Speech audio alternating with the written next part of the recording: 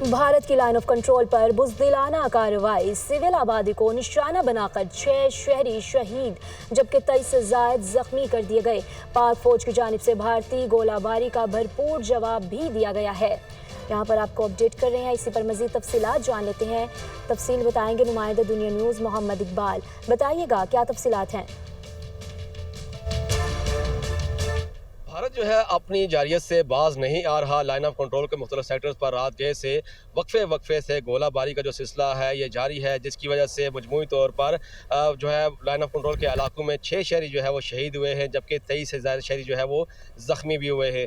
भारतीय फोर्सेस की जानब से रात गए जो है ज़िला कोटली के खुरटा सेक्टर और नकियाल सेक्टर पर शदीद गोलाबारी की गई है और कमिश्नर मीरपुर डिवीजन के मुताबिक जो है भारतीय फोर्सेस की गोलाबारी की वजह से ज़िला कोटली के अंदर 4 शहरी जो है वो शहीद हुए हैं जबकि 9 शहरी वहाँ पर जख्मी हुए हैं। इसके अलावा जो पुंछ डिवीजन है वहाँ पर भी भारतीय फोर्सों की जानब से जो है शदीद गोलाबारी की गई है, जिसकी वजह से वहाँ पर जो है 1 शहरी शहीद हुआ है जबकि 10 शहरी जो है वहाँ पर जख्मी हुए हैं। जबकि ज़िला जेलम वैली के मुख्तलिफ इलाकों में भी भारतीय फोर्सों की जानब से रात के वक्फे से गोलाबारी की गई है। सिविल आबादी को वहाँ पर निशाना बनाया गया है। वहाँ पर 1 शहरी जो है वो शहीद हुआ है जबकि 4 शहरी वहाँ पर जख्मी भी हुए हैं।